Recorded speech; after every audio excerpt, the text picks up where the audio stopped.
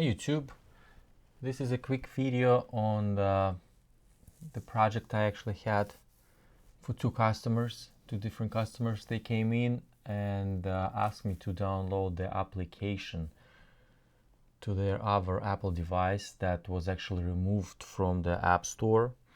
So and they had that application on one of the devices. So I did some research and I just want to share with you the links and everything that helped me to get that task performed. And also I'm creating these videos also to remind myself, because you don't do this kind of stuff every day, but time after time people come in, so I just want to have a little reference on how it's done, so I can do it a lot quicker than it took me the first time to make it happen. So this GitHub link I will include in the description below. So this is basically a full tutorial on how to make it happen. There are a couple ways, the iAmazing way, which I was trying first, and that did not work for me. So it might work, but after I tried that, it failed, and I tried this ipatool-py. This is actually took me a lot less time to get everything set up and get those applications downloaded.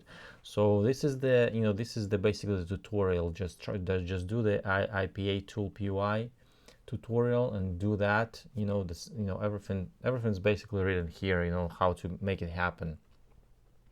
The only thing is finding the app ID. So app ID, you can find, if there are a couple ways to find the app ID, and the first way is, this is the application I was actually trying to get for one of the customers.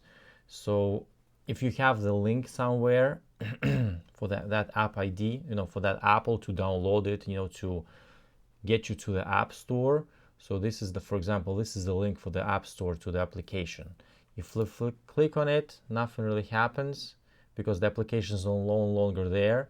So you just cancel that and take a look at the URL. The link has the app ID right here. So this is, as you can see, ID 605-844-4662. So this is basically what you need for the app ID.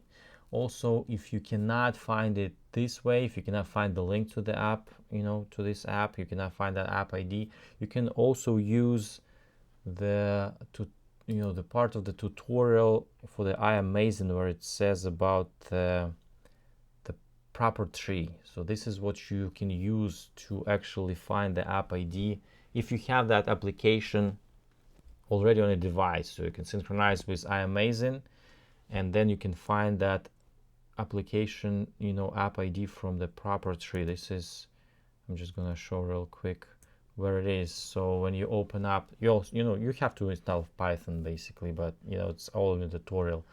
So in order to find that app ID, you click File, open recent, and the recent one is like you have to get to the iAmazing apps .plist file. You open that file, it's already opened here, and this is you'll see the bunch of the applications. Basically, this is all the applications that's were synchronized to iAmazing, and the store ID is actually the app ID. That's what you need. The store ID is the app ID you need for the ipatool-py application to download that app from the App Store. So just follow this tutorial. It's pretty straightforward. There is not much to it. Just need to know how to use the terminal. You don't have to be, this is not a rocket science for sure. So it's definitely, everything is written here, but this is just a quick video, as I said, on reference on how to make this happen. because it is possible to do, and I just helped 2 of my customers and they were really happy, and life is good.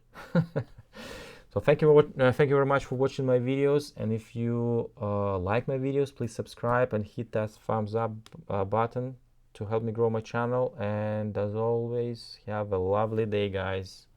Bye.